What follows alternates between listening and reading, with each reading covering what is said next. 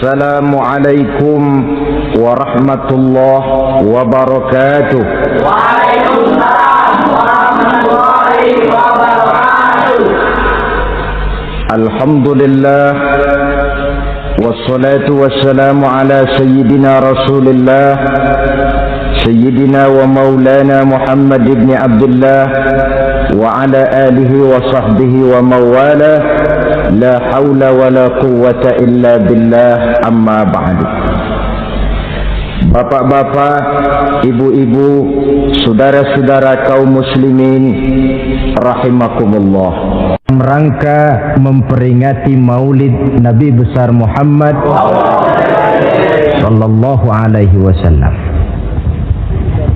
Yang penting dari peringatan Maulid ialah membicarakan bagaimana sebenarnya identitas umat Rasulullah sallallahu alaihi wasallam. Sebab apa? Adalah suatu hal yang wajar bahwa seorang pengikut menyesuaikan tingkah laku, gaya hidup dengan orang yang diikutinya. Jangankan di dunia ini, di akhirat nanti identitas ini akan dimintakan pertanggungjawaban jawab dan akan ditanyakan kepada kita. Sekurang-kurangnya menjadi pengikut rombongan orang besar merupakan suatu nikmat. Paling tidak kita bisa numpang mujur. Kalau saya berangkat ke Bali ikut rombongan Pak Menteri misalnya, saya bisa bebas timbangan, tas saya tidak usah diperiksa-periksa barangkali. Kenapa? Ini rombongannya Pak Menteri, numpang mujur. Itu sekurang-kurangnya. Tetapi tentu untuk menjadi anggota rombongan Pak Menteri ini kan harus ada tanda, ciri-ciri atau yang disebut identitas. Kalau kita mengaku dan memproklamirkan diri sebagai umat Nabi Muhammad, sebagai pengikut beliau, apa sih identitasnya, ciri-cirinya?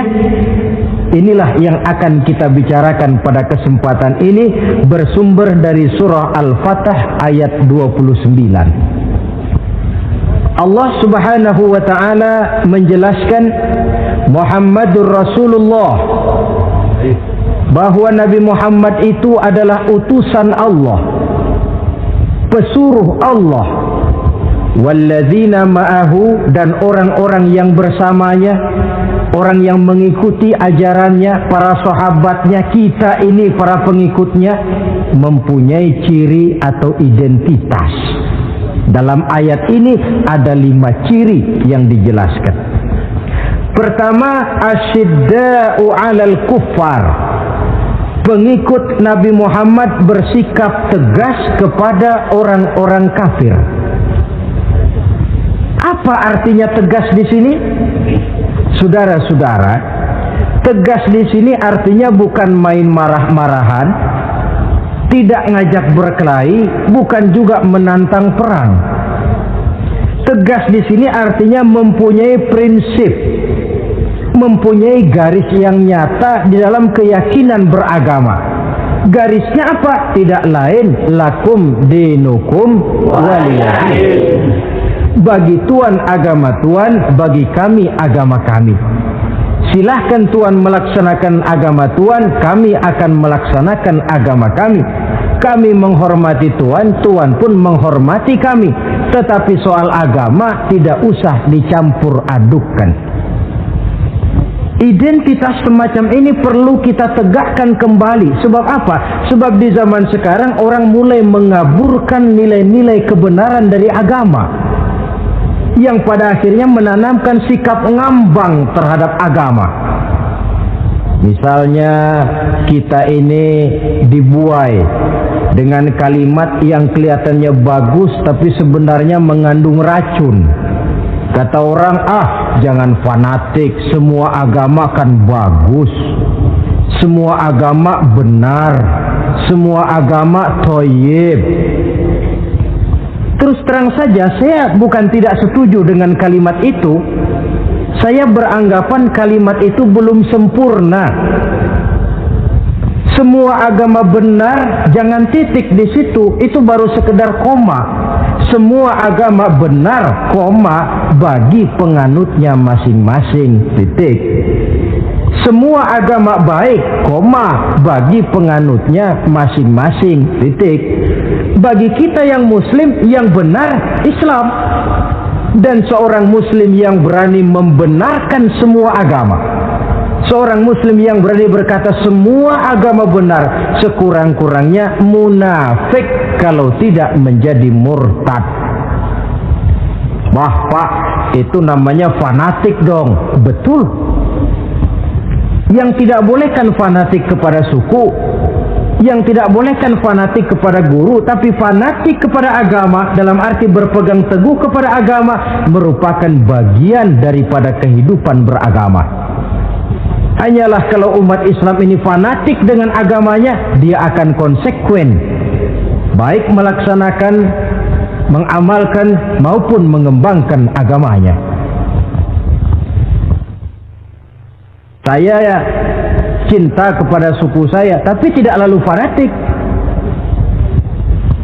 Cinta suku boleh, fanatik kepada suku salah. Cinta kepada guru bagus, fanatik kepada guru jelek. Cinta kepada agama bagus, fanatik kepada agama wajib. Hanya dengan fanatik kepada agama orang konsekuen. Yang jelek itu kan kalau sudah fanatisme kesukuan. Contoh, misalnya mentang-mentang orang Sunda, lalu ngomong saya ogah dengerin ceramah. Kenapa? Ustaznya bukan orang Sunda sih. Ini nggak bener, emangnya Nabi Muhammad kelahiran Ciamis? Kan tidak.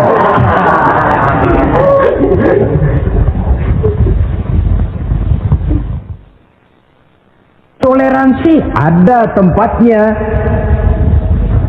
tetapi tidak menyangkut masalah-masalah ritual, tidak menyangkut masalah-masalah ibadah. Soal bikin jalan umum, mari bersama saudara-saudara kita yang lain agama membangun puskesmas, mari bersama-sama menjaga keamanan, mari sama-sama. Tapi kalau sudah menyangkut masalah ibadah, kembali kita kepada prinsip lakum dinukum waliyadin. Bagi Tuhan silahkan melaksanakan agama Tuhan, kami pun akan melaksanakan agama kami. Silahkan menyebarkan agama, tetapi jangan kepada orang yang sudah beragama. Ini batas toleransi. Jangan menyebarkan agama kepada orang yang sudah beragama. Maka dalam sejarah sudah dibuktikan, alhamdulillah, kalau kita mau objektif menilai sejarah, ketoleransian umat Islam itu sudah dibuktikan oleh fakta sejarah. Tetapi tanpa harus mengorbankan nilai-nilai akidah, keyakinan-keyakinan yang harus kita jaga dan kita pertahankan. Taruhlah kita sekarang masih disanggup berkata dan berpendirian semacam itu. Anak kita, keturunan kita, generasi yang akan datang, jikalau ditanamkan rasa ngambang terhadap agama, lambat laun akan makin tipis nilai-nilai religius itu melekat di dalam jiwanya. Dan akibatnya akan rawan kemajuan macam apapun, modernisasi macam apapun, kalau sudah terlepas dari kaitan kehidupan beragama, tidak akan banyak menolong untuk mensejahterakan umat manusia. Asyidda'u 'alal kuffar, bersikap tegas kepada orang-orang kafir. Ini sikap yang pertama, identitas yang pertama. Yang kedua, ruhama'u bainahum, kasih sayang kepada sesama mereka. Kalau kepada orang kafir tegasnya bukan main, tapi kembali ke dalam, kembali kepada sesama muslim, kasih sayang setengah mati. Saling asah, saling asih, saling asuh, saling mengalah buat kepentingan yang lain. Ini sudah dicontohkan dalam sejarah ketika Rasulullah dan para sahabat hijrah ke Madinah. Orang Madinah yang menyambut kedatangan orang Mekah itu kan disebut Ansor. Betul apa betul? Lah orang Makkah ini yang hijrah ke Madinah disebut kaum muhajirin. Apa orang Madinah menyambut kedatangan orang Makkah itu mentang-mentang orang asli Madinah lalu tolak pinggang? Kamu kemari pendatang ya, awas jangan bertingkah. Tidak. Masing-masing malah mencari saudara. Karena apa? Persaudaraan dalam Islam diikat dengan akidah. Artinya ini dari manapun orang datang, apapun warna kulitnya, bahasa apapun yang dia pakai, jikalau akidahnya sama, dia saudara kita. Hadirin, terus terang saja ya. Banyak orang-orang yang tidak senang kalau melihat umat Islam sampai bersatu. Maka segala macam cara mereka lakukan agar kita jangan bersatu.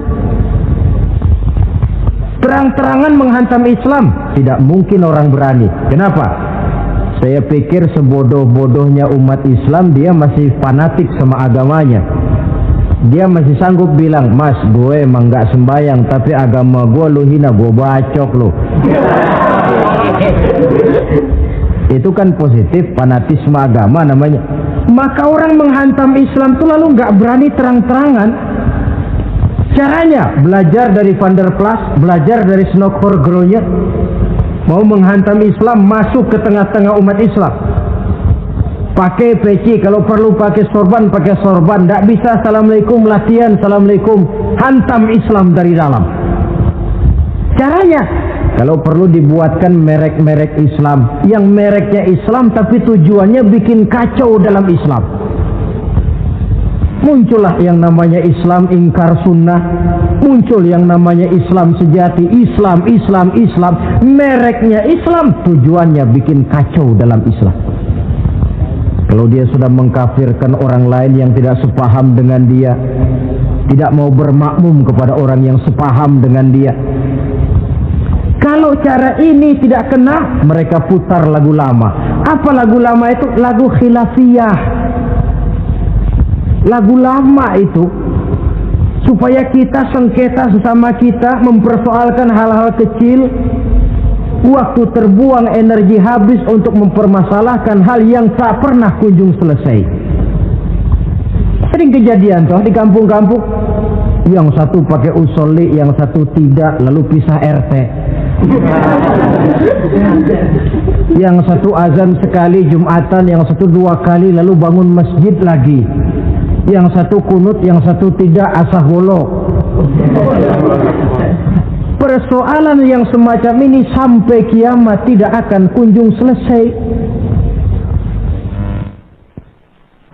Oleh karena itu potensi yang besar ini tidak tersalurkan dengan wajar karena kita centang perenang di dalam, tidak pandai menjaga kesatuan dan persatuan sebagai modal dasar untuk berbuat yang lebih baik. Adalah lebih baik kita ini mencari titik-titik persamaan dan bukan memperbesar pola perbedaan. Ruhama'u bainahum, kasih sayang sesama mereka. Imam Ghazali memberikan contoh, kun kal yadain wala takun kal uzunain. Hai umat Islam, hiduplah kamu seperti 2 tangan, saling asah, saling asih, saling asuh, saling mengalah buat kepentingan yang lain. Coba lihat 2 tangan kita, rukunnya bukan main. Kalau tangan kanan maju ke depan, kata yang kiri, oke, saya mengalah, dia mundur ke belakang. Kiri di depan, kata kanan, sekarang giliran saya ngalah, dia mundur ke belakang. Akhirnya kita jalan lenggang. Enak nggak dilihat orang? Coba kalau nggak ada yang mau ngalah, tangan kanan ke depan, kata yang kiri, gue juga bisa, dia ke depan lagi. Depan kayak robot kita jalan. Lalu mekanisme kerjanya, tangan kanan kerjanya bagus-bagus toh. Salaman tangan kanan, tanda tangan tangan kanan, hitung duit tangan kanan, ambil kue tangan kanan. Kiri nggak pernah protes, tahu posisi. Memang tugas saya bidang pembersihan, ya pembersihan saja dilakoni. Artinya apa ini? Yang satu dengan yang lain saling memperkuat walaupun komposisinya berbeda. Dicontohkan dalam perjalanan kehidupan sahabat Nabi. Sahabat Nabi yang paling terkenal itu 4 orang. Sayyidina Abu Bakar, Sayyidina Umar bin Al-Khattab, Sayyidina Utsman bin Affan, Sayyidina Ali bin Abi Thalib. 4 sahabat ini kalau kita lihat komposisinya, keahliannya lain-lain. Coba, ada Sayyidina Abu Bakar, ini sahabat merangkap mertua. Kalau bahasa sekarang, Abu Bakar ini disebut kiai diplomat. Kiai karena beliau orang alim, diplomat karena pandai bersiasat, ahli politik. Kemampuan berpolitiknya digunakan buat kepentingan agama. Sebab siapapun yang berpolitik untuk kepentingan agama, tentu kita doakan. Tetapi siapapun yang jual agama untuk kepentingan politik, kita juga berdoa. Cuma tentu doanya lain dengan yang berpolitik buat agama tadi. Saudara hadirin yang saya hormati, ada Umar bin Khattab. Ini kalau bahasa sekarang disebut imam jenderal ini. Imam tapi jenderal, jenderal tapi imam. Kenapa imam? Karena dia mampu memimpin jamaah di masjid. Kenapa jenderal? Karena dia sanggup memimpin tentara di medan perang. Kegagahannya, keberaniannya, keperkasaannya digunakan membantu perjuangan Rasul. Ada Utsman bin Affan, santri ekonom. Kenapa santri? Karena dia orang kaya. Kenapa ekonom? Karena dia pengusaha bergerak di bidang bisnis. Keuntungan usahanya untuk membantu perjuangan Rasul. Ada Ali bin Abi Thalib, tokoh muda tapi intelek. Masih muda tapi rela mengorbankan nyawa demi keselamatan Rasul di malam hijrahnya. Alangkah nikmatnya umat Islam ini kalau punya kiai diplomat, imam jenderal, santri ekonom, pemuda intelek yang masing-masing bekerja sama menunjang untuk kepentingan agama. Ruhama ubainahum, kasih sayang di antara sesama mereka. Mobil, kenal mobil nggak? Ya. Mobil itu baru bisa jalan dengan baik kalau seluruh onderdilnya kompak.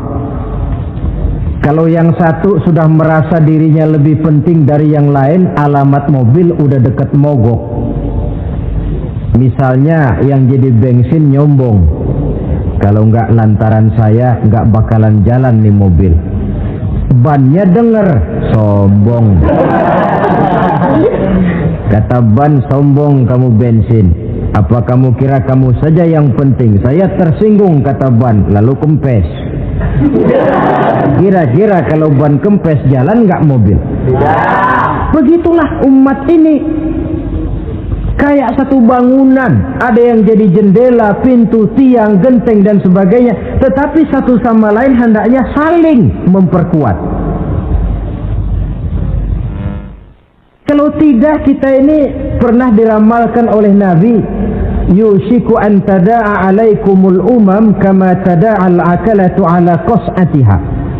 Satu saat akan datang di tengah-tengah kamu di mana keadaanmu waktu itu seperti makanan di meja makan. Coba bayangkan, menurut Rasul satu saat kondisi umat Islam akan seperti makanan di atas meja.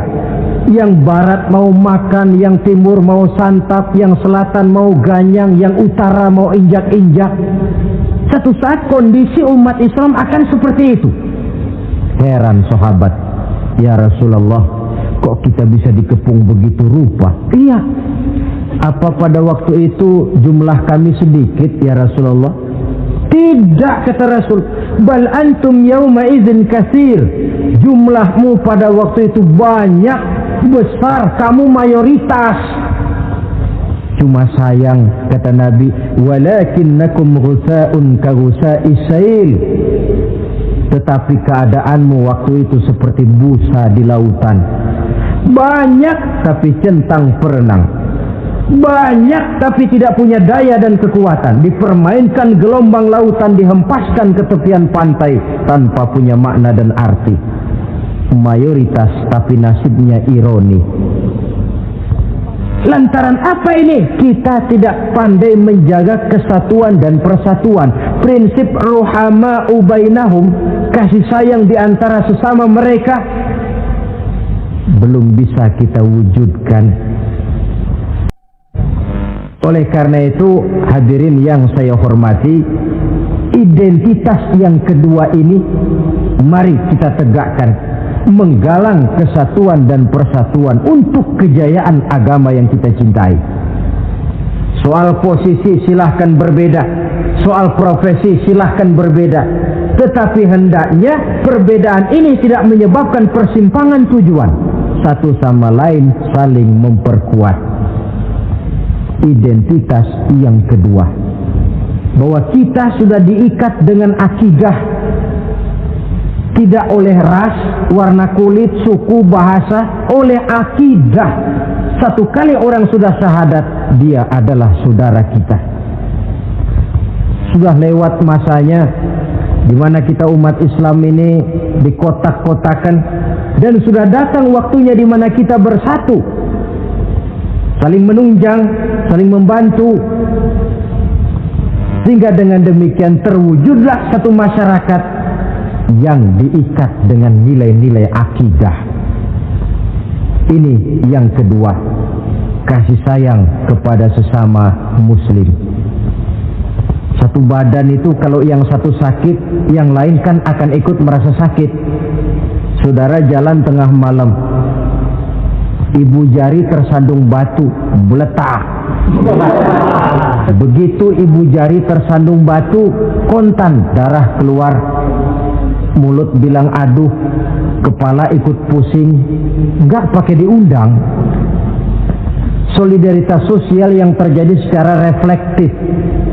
Tidak ada ibu jari tersandung mulutnya malah ngomel, rasain lo. Masa nyumpain badan sendiri, kan tidak mungkin. Tapi ini yang terjadi, kita lihat. Akibat apa? Tidak terwujudnya solidaritas sosial yang bersifat refleksif tadi. Nah, inilah saudara-saudara identitas yang kedua.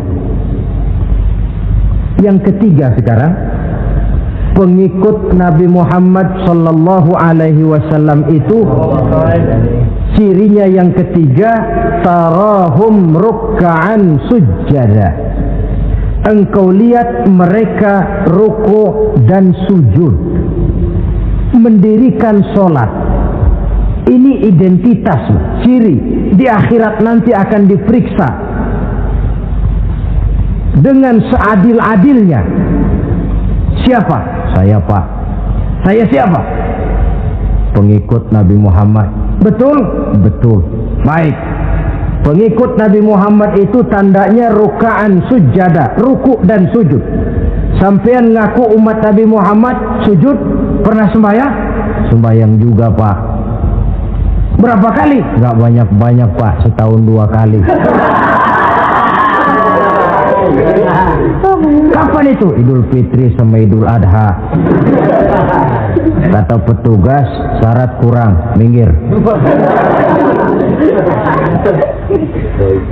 Sebab sering dikatakan sholat itu kan ada yang harian, ada yang mingguan, ada yang tahunan. Ada yang sholatnya harian. Yang harian ini juga 2 macam, ada yang belang-belang, ada yang mulus.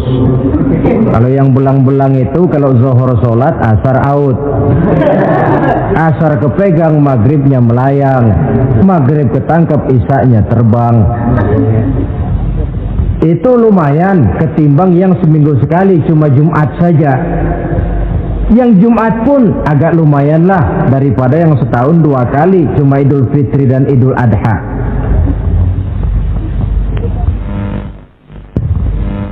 Tetapi bagaimanapun juga sholat ini memang merupakan keperluan dalam kehidupan kita. Ciri identitas yang memperkaya kepribadian. Pengikut Nabi orangnya ruku dan sujud.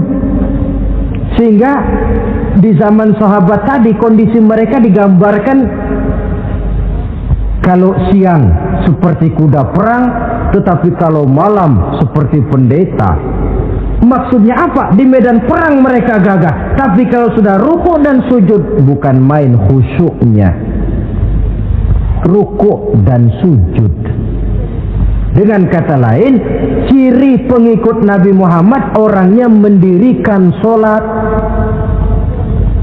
Nah, masalahnya sekarang apa perlunya sholat dalam kehidupan kita? Yang jelas dia untuk menggembirakan Allah kok. Se-ASEAN orang tidak ada yang sholat, Allah tidak akan berhenti jadi Tuhan. Manfaatnya akan kembali kepada kehidupan. Nah, apa perlunya sholat dalam kehidupan kita? Ada beberapa hal yang bisa kita angkat ke permukaan tentang perlunya sholat ini. Jadi sholat itu perlunya kita, sehingga suatu saat nanti kita tidak lagi berkata saya wajib sholat, tapi kita akan berkata saya perlu sholat. Apa perlunya sholat dalam kehidupan kita? Pertama, sholat itu membuat orang rendah hati, tidak melonjak menjadi angkuh dan sombong. Yang kedua, sholat itu membuat orang tahu diri. Yang ketiga, sholat itu mendatangkan ketenangan jiwa dan ketentraman batin lantaran orang punya sandaran vertikal kepada Allah. Sehingga agama menekankan benar ini bukan cuma untuk kita, tapi juga anak kita, keturunan kita. Sehingga Nabi mengajarkan, ajari didik anak-anakmu sholat pada umur 7 tahun.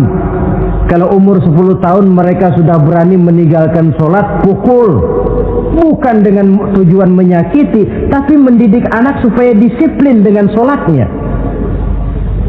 Kayaknya kita yang hidup di zaman serba modern ini, soal anak mau sholat atau tidak, kayaknya orang tua itu, kalau istilah anak sekarang, cuek-cuek aja. Jarang yang mengadakan inspeksi, pengecekan anaknya sudah sholat apa belum, lalu sholatnya disiplin apa tidak. Jarang yang memberikan sugesti dan rangsangan supaya anaknya mendirikan sholat. Saya jarang mendengar orang tua muslim yang berkata, nak, kalau kau hafal Fatihah dengan artinya bapak beliin sepatu baru. Nak, kalau kau hafal juz amma, bapak beliin sepeda.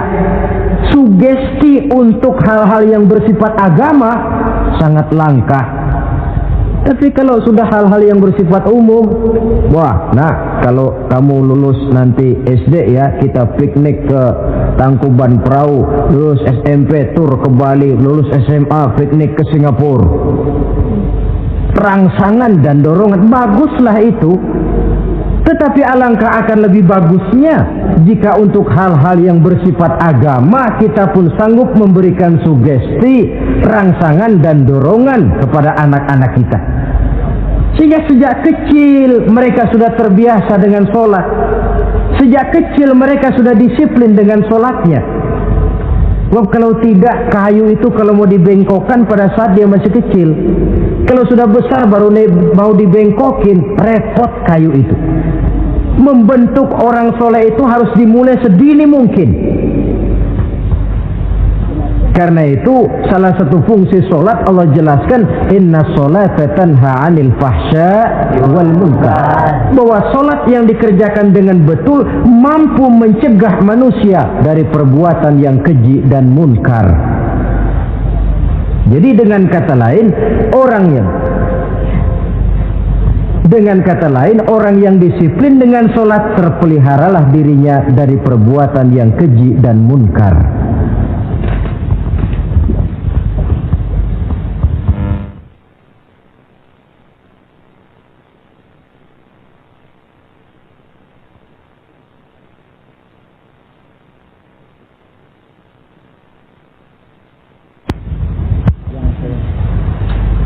Hadirin yang saya hormati, suatu kenyataan barangkali yang memang tidak bisa kita pungkiri, bahwa kemajuan ilmu pengetahuan dan teknologi sekarang ini makin mengagumkan. Dunia seolah-olah telah dirombak oleh manusia dari sebuah daerah kosong menjadi gedung-gedung pencakar langit yang tinggi. Orang sudah bertandang ke bulan, dan dalam beberapa tahun mendatang boleh jadi akan bertandang pula ke planet-planet lainnya. Kekurangan air minum bisa diatasi dengan penyulingan air laut. Kekurangan areal pertanian bisa diatasi dengan merombak gurun pasir yang gersang dan tandus menjadi sawah ladang yang menghasilkan kebutuhan hidup manusia. Tapi Tapi seiring dengan itu menjadi pertanyaan, makin sejahterakah umat manusia? Tercapaikah kebahagiaan? Pada sisi lain kita melihat kemajuan itu melahirkan hal-hal yang tidak kita harapkan. Apa yang kita sebut dengan penyakit dunia modern, yang rupanya makin banyak dokter, makin banyak juga penyakit, makin banyak rumah sakit, makin aneh nama penyakit. Pola yang paling berbahaya ialah jikalau kemajuan itu menyebabkan manusia sampai mendewa-dewakan ilmu dan teknologi. Dan ini yang sering saya istilahkan dengan berhala abad 20. Kalau dulu orang menyembah berhala yang namanya Latta, Uzza, Manat, Hubal, orang zaman sekarang secara tidak langsung banyak yang menjadi penyembah komputer, penyembah sains dan teknologi, mendewa-dewakan otak, lalu lupa bahwa sepanjang yang bisa dilakukan oleh manusia adalah berusaha dan berusaha, sementara ketentuan mutlak datang dari Allah Subhanahu wa ta'ala. Disinilah perlunya ruku dan sujud, agar manusia tahu benar hakikat dari mana dia datang, di mana dia sekarang, mau apa dia di sini, dan kemana dia akan pulang. Oleh karena itu, pada kesempatan ini saya mengajak, marilah identitas ini kita tegakkan dalam diri kita, menjadi pengikut yang ruku dan sujud di hadapan Allah. Sebab di sana terdapat sumber kekuatan. Baik dia kekuatan batin, kekuatan jiwa, kekuatan dalam semangat perjuangan, kekuatan dalam menegakkan yang ma'ruf dan menghancurkan yang munkar. Sandaran kita kepada Allah. Saudara mungkin masih ingat ketika Rasulullah dan Abu Bakar hijrah, mereka berdua tidak langsung ke Madinah, tapi berada di Gua Sur 3 malam 2 hari lamanya. Orang kafir Quraisy yang mengejar sampai juga di mulut gua itu. Andai kata mereka menengok saja ke bawah, sudah kelihatan Nabi dan Abu Bakar, tapi mereka tidak menoleh. Nabi dengan mantap berkata kepada Abu Bakar, la takhaf wa la tahzan ya Abu Bakar, innallaha ma'ana. Abu Bakar, kau tidak usah takut, tidak usah sedih, Allah bersama kita. Ucapan ini mantap kalau diucapkan oleh orang yang ruk'an sujada, benar-benar sujud kepada Allah, mempunyai backing yang tidak kepalang tanggung, yang serba maha. Ya, itu kalau memang saudara perlu cari backing, jangan kolonel tanggung, jangan brigjen tanggung, carilah backing yang serba maha, maha gagah, maha kaya, maha tahu, maha segala-galanya. Berbackinglah kepada Allah saja dengan jalan ruk'an sujada, ruku' dan sujud dalam kehidupan ini. Ini identitas yang ketiga. Yang keempat sekarang, pengikut Nabi itu apa tandanya? Yabtaghuna fadlan minallah wa ridwana. Mereka selalu mencari karunia dan keridhaan Allah. Karunia dan keridhaan. Jadi tidak hanya mencari sekedar karunia, tetapi juga mencari ridho. Oleh karena itu seorang pengikut Rasul, di dalam dia berdagang misalnya, dibatasi oleh pertanyaan, cara saya ini Allah ridho apa tidak? Dia cari rezeki, dibatasi oleh pertanyaan, Allah ridho apa tidak? Dia menginginkan jabatan yang tinggi, tapi tetap dalam kerangka pertanyaan, kalau cara ini Allah ridho apa tidak? Sehingga tidak lantas menghalalkan cara apapun halal asal tujuan tercapai. Itu kan caranya PKI. Asal tujuan tercapai, cara apa saja halal. Seorang muslim pengikut baginda Nabi tidak diajarkan semacam itu. Kenapa perlu mencari keridhaan Allah, karunia yang Allah ridho? Karena Karena apapun yang kita pakai, apapun yang kita makan terutama, jikalau bersumber dari sesuatu yang Allah tidak ridho, katakan yang haram misalnya, akan mempengaruhi gaya dan gerak hidup kita. Contoh, kata Imam Ghazali, kalau engkau terlalu senang memakan makanan yang haram, dia akan mempengaruhi caramu berpikir sehingga kau akan cenderung berpikir yang haram. Mencari karunia yang Allah ridho, dan hidup itu kalau sudah mendapat ridho Allah, sudah satu kenikmatan yang tidak bisa dibeli dengan nilai materi yang bagaimanapun banyaknya. Karena itu biarlah kita orang mukmin ini di dunia hidup kaya asal Allah ridho saja, gak apa-apa. Biar rumah kita gedung, punya mobil bagus, uang banyak, kalau Allah ridho enak. Daripada sudah melarat tinggal di pinggir kali, rumahnya gubuk, Allah marah lagi. Kapan mau senang orang macam begitu? Jadi biarlah kita ini bahagia di dunia, asal di akhirat masuk surga. Nggak apa-apa. Mencapai kebahagiaan di dunia dan di akhirat. Cari karunia Allah sebanyak-banyaknya, karena memang bumi dan segala fasilitasnya diperuntukkan bagi manusia, dan karunia Allah itu ada dimanapun kita pergi. Dahulu ketika turun perintah hijrah, sebagian sahabat berpikir-pikir, kalau saya hijrah ke Madinah, di Madinah mau makan apa saya? Ini Mekah kan jelek-jelek, kampung sendiri. Umpama kepepet ngutang-ngutang dikit orang masih percaya lah, kalau ke Madinah ngutang sama siapa? Takut dia kalau hijrah ke Madinah tidak dapat makan. Allah memberikan jaminan, qul li'ibadiyallazina amanu inna ardi wasi'ah fa iyaya fa'budu. Katakan kepada mereka Muhammad, hai hamba-hambaku yang beriman, bumiku ini luas. Di Mekah kau makan, hijrah ke Madinah juga kau akan makan. Apalagi hijrahmu karena membela agama. Jangan karena membela agama kau takut kelaparan. Artinya apa? Karunia Allah itu ada dimanapun. Kalau kita mau berusaha, tetapi jangan lupa usaha itu harus yang Allah ridho. Kalau sekedar hasil usaha cara apapun boleh, ya dapat, tetapi tanpa ridho semuanya tidak akan membawa ketenangan, ketentraman dan kebahagiaan. Allah itu kan maha pengasih, tidak pilih kasih katanya. Artinya apa? Semuanya Allah kasih. Orang kalau mau berusaha dapat, itu logika, sunnatullah kata kita, hukum alam kata orang. Kalau mau berusaha mesti dapat. Tetapi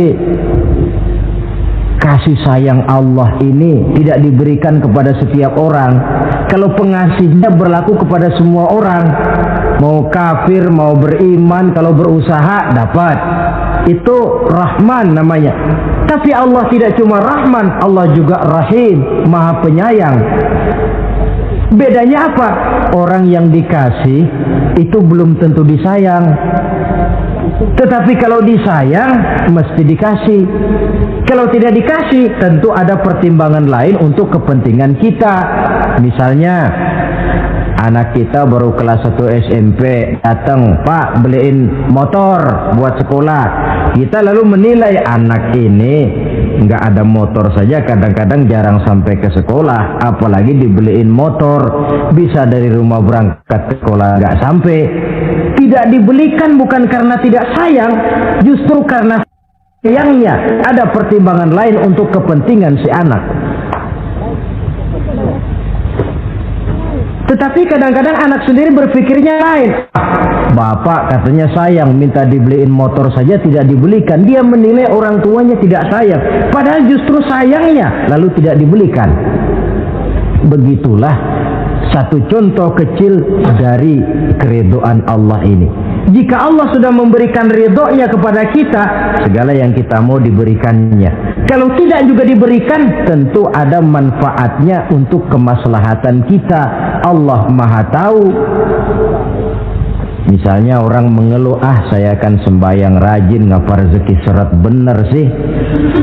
Apa saya berhenti lagi sholat? Allah lebih tahu maslahatnya. Barangkali potongan kayak kita ini kalau diberikan rezeki banyak sedikit lalu berhenti ke masjid. Rezeki lu segini aja dah, lu jadi rajin ke masjid. Ada manfaatnya buat kepentingan kita. Mencari karunia yang Allah ridho. Dalam alam yang terbentang luas ini karunia Allah terhampar luas. Tinggal kita mencari, dan untuk mencari itu diperlukan keahlian. Keahlian hanya timbul karena pendidikan. Makin ke depan persaingan hidup makin tajam tanpa membekali diri. Terutama generasi kita yang akan datang, anak-anak kita. Boleh jadi mereka akan tersudut ke pojok-pojok kehidupan untuk kemudian lebih banyak jadi penonton daripada sekedar pemain. Dan kerugian akan kembali kepada kita. Karena itu cari karunia Allah sebanyak-banyaknya, tapi dengan garis bawah yang Allah ridho. Sekali lagi, carilah karunia Allah sebanyak-banyaknya dalam kehidupan ini, tetapi dengan menggarisbawahi yang Allah ridho. Inilah identitas yang keempat. Yang kelima sekarang, identitas yang terakhir, simahum fi wujuhihim min atharis sujud. Di muka mereka ada tanda bekas sujud. Ini pengikut Rasulullah sallallahu alaihi wasallam. Bekas sujud, iya. Apa bekas sujud itu? Apa jidatnya hitam kebanyakan sujud? Mungkin. Karena rajin sujud lalu berbekas. Boleh jadi. Tapi soal hitam di jidat sih gampang digosok-gosok. Yang terpenting asarus sujud di sini dalam bentuk sikap mental. Apa sikap mental yang saya maksud? Orang yang rajin sujud itu lalu membekas dalam kehidupannya. Pengaruh sujud. Apa pengaruh sujud? Karena rajin sujud timbul ikhlasnya. Sudah berbuat, yang penting itu Allah. Orang lain mau tahu atau tidak, orang lain mau puji atau tidak, yang penting Allah. Sebab kalau sudah dia usolli fardal maghribi Allahu Akbar, dia tinggalkan dunia dan seluruh isinya. Naik dia menghadap Allah. Selamat tinggal sebentar dunia, nanti saya balik lagi. Yang ada cuma dia dan Allah dalam dialog langsung. Timbul keikhlasan. Terjemahannya dalam kehidupan, berbuat tanpa pamrih, tidak suka menepuk jasa dan menghitung jasa. Sebab biasa orang itu kalau sedang perang tidak sempat ngaku jadi pahlawan, tapi kalau perang sudah selesai nggak kenal bedil ngaku pahlawan. Kalau perang sedang berkecamuk, jarang yang mengaku pahlawan. Kalau sudah perang selesai, masing-masing nepuk dada. Seorang yang ikhlas, seorang yang berbuat tanpa pamrih, dan ini pengaruh sujud dalam kehidupan. Lalu apalagi timbul jujurnya. Kenapa? Kalau dia sholat zuhur 4 rakaat, lalu umpama selesai 3 rakaat dia salam, orang lain tentu tidak tahu dia korupsi 1 rakaat. Tapi kenapa tidak dia lakukan? Ada Allah sih yang tahu. Timbul kejujuran, disiplin murni yang berakar dari hatinya sendiri. Lalu apalagi? Kesabaran. Dilatih lewat sholat. Kalau belum selesai 4 rakaat, jangan berhenti sholat isya umpamanya. Dan banyak lagi pengaruh-pengaruh asarus sujud. Ini di dunia. Di akhirat nanti kata Nabi, inna ummati ya'tuna yaumal qiyamah ghurran muhajjalin min asaril wudu. Umatku di hari kiamat nanti akan datang menghadap Allah dengan muka berseri-seri dari sebab air wudu. Mukanya bersinar-sinar karena di dunia rajin wudu. Sehingga barangkali di akhirat nggak perlu ngaku-ngaku kita. Ya Rasulullah, saya umatmu, tidak perlu. Rasulullah lihat sendiri, wah ini mukanya bersinar-sinar. Ta'ali ummati, umatku sini, umatku sini. Kalau di dunia rajin kena air wudu. Ya rajin wudhu artinya kan rajin sholat. Masa ada orang wudhu aja nggak sholat, kan model. Kalau muka tidak pernah tersentuh wudhu, kalau muka tidak pernah sujud, teriak-teriak kita mengaku ya Rasulullah saya umatmu ya Rasulullah. Kata Rasulullah, nggak ada umat saya yang dekil kayak sampean.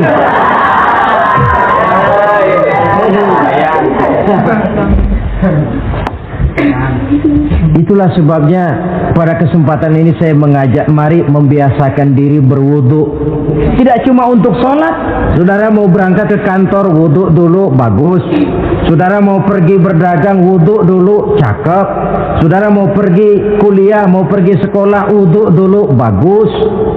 Di samping kebersihan jasmani, juga kebersihan rohani. Tengok saja. Kalau kita membasuh tangan pada saat wudu mulai Allahumma inni as'aluka yumna wal barakah wa a'udzubika minasyu'mi wal halakah. Itu kan yang kita baca? Ya Allah, saya mohon keberkahan di dua tangan ini, supaya tangan ini kalau dibawa dagang untung, dibawa menanam lalu panen, dibawa berusaha menghasilkan rezeki. Dan saya berlindung kepadamu ya Allah, jangan sampai tangan ini membawa kesialan dan kecelakaan. Berlindung kepada Allah jangan sampai jadi punya tangan sial, dipakai dagang rugi, dipakai nanam pohonan mati, dipakai mukul orang mati. Tangan sial. Dari itu saja sudah memberikan sugesti untuk rohani kita. Kebersihan jasmani, kebersihan rohani terpelihara karena wudhu.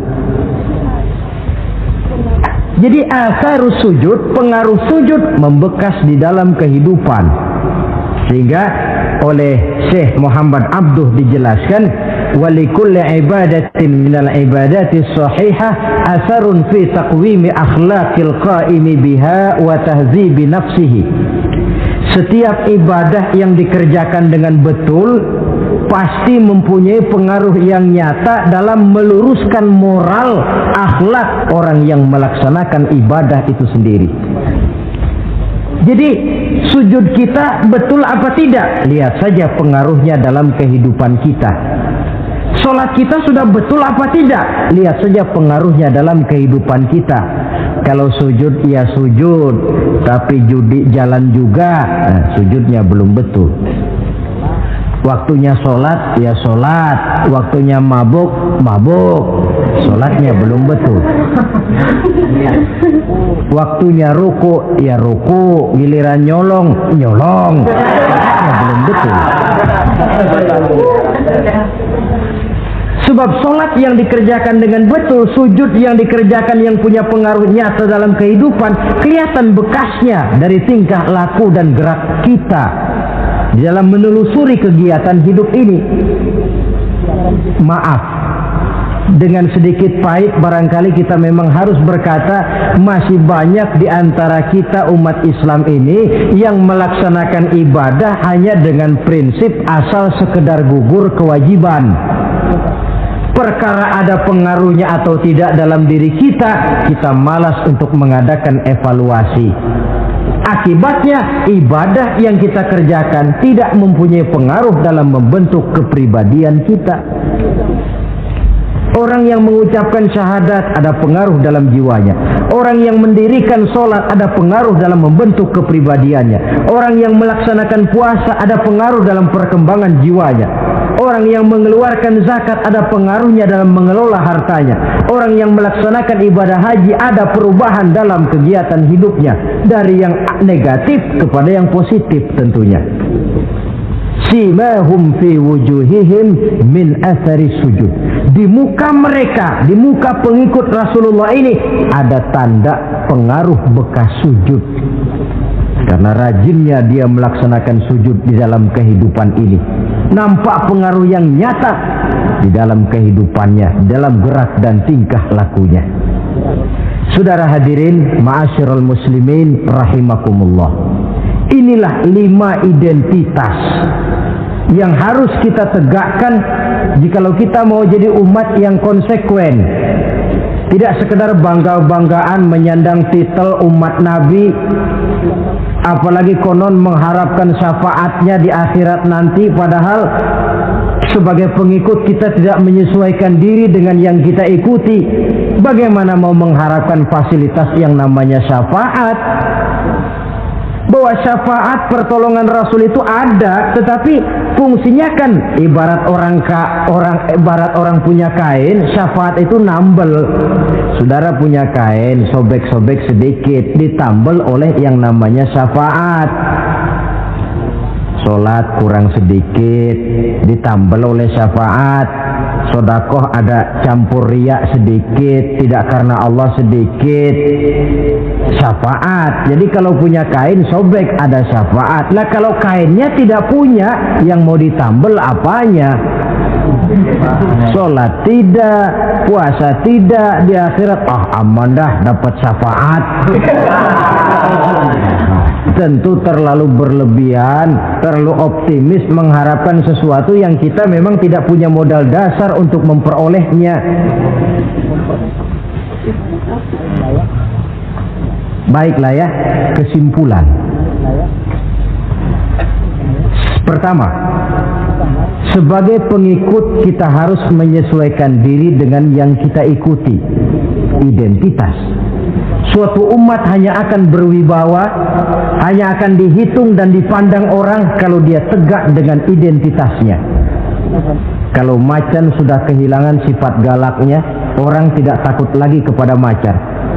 Dan kalau kambing sudah kehilangan sifat jinaknya, banyak orang takut miara kambing.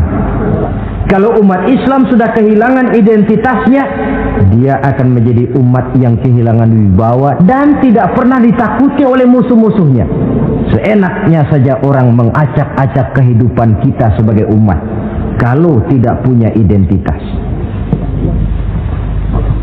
Yang kedua, kesimpulan yang kedua, identitas itu bisa kita ringkaskan. Pertama, tegak dengan keyakinan inna dina indallahil Islam. Menumbuhkan fanatisme agama dalam arti berpegang teguh kepada agama. Menempatkan toleransi pada tempatnya yang wajar. Tidak mencampur adukan semua agama. Tegas di dalam mempertahankan akidah. Kemudian yang ketiga, perlu menegakkan solidaritas sosial yang bersifat reflektif untuk menegakkan wibawa kita sebagai umat, supaya potensi dari umat yang mayoritas ini dimanfaatkan oleh umat itu sendiri. Kalau tidak, kita cuma akan menang jumlah saja, menang bilangan, kuantitas yang tanpa kualitas. Dan kalau ini yang terjadi, nasib kita akan seperti buih di lautan. Banyak, tapi kata orang kampung cuma menang groyokan. Tidak punya daya dan kekuatan, dicampakkan orang ke kiri dan ke kanan, hanyut oleh arus. Bukan menciptakan arus, tapi malah hanyut oleh arus. Bukan menciptakan model, tapi malah mengikuti model. Bukan menciptakan irama tersendiri, malah diatur oleh irama orang lain. Ini yang menyebabkan ironi. Tegaklah dengan kesatuan dan persatuan, dengan lebih memperbanyak mencari titik-titik persamaan dan bukan memperbesar titik-titik perbedaan. Yang keempat, rukuk dan sujud sebagai sandaran vertikal kepada Allah. Selama kita umat ini masih rajin rukuk dan sujud, selama itu pula nilai optimisme masih ada dalam jiwa dan diri kita. Ya Allah, persilahkan orang memperlakukan kami sesuka hatinya, tapi kami yakin ya Allah, Engkau tidak akan mendiamkan. Satu saat pertolonganmu mesti datang. Itu akan mantap kita ucapkan kalau kita melaksanakan rukuk dan sujud.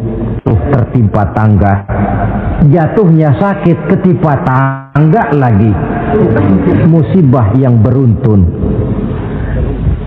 Rukuk dan sujud sebagai sandaran vertikal.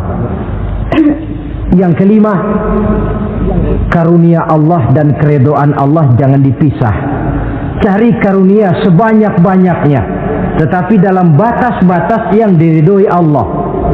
Sebab kalau tidak, karunia itu akan makin membuat kita jauh dari Allah. Ilmu karunia itu.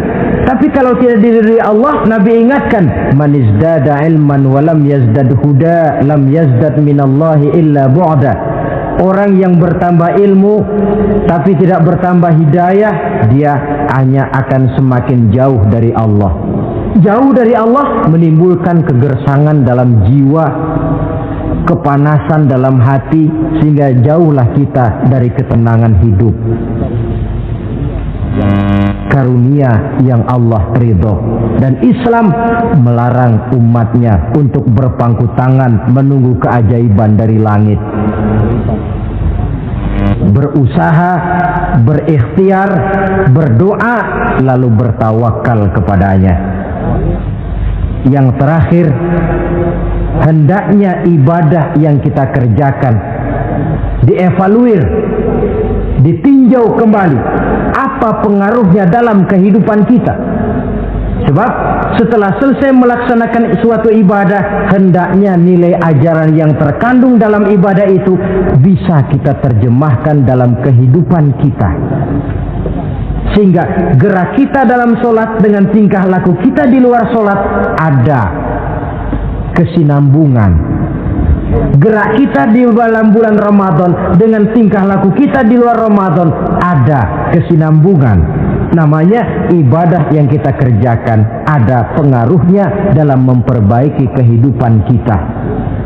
Dengan satu prinsip, ibadah itu kita kerjakan adalah kemanfaatannya kembali kepada kehidupan kita. Saudara hadirin yang saya hormati, inilah pembicaraan kita pada pertemuan kita kali ini, dengan harapan tentunya dalam memperingati Maulid kita tidak hanya sekedar melakukan satu tradisi, tidak hanya sekedar hura-hura, tidak hanya sekedar ikut-ikutan. Sebab bagaimanapun peringatan semacam ini bukan tujuan, ini cuma sekedar alat. Kalau peringatannya yang jadi tujuan, selesai memperingati, selesai sudah. Kayak saudara tujuannya mau ke Bogor, kira-kira kalau sudah sampai Bogor pulang lagi enggak? Pulang. Kenapa? Tujuan sudah tercapai. Tujuannya cuma memperingati Maulid. Sudah selesai. Ya sudah selesai segala-galanya. Yang tidak sholat kembali tidak sholat, yang teler kembali teler. Pokoknya kan udah Maulid.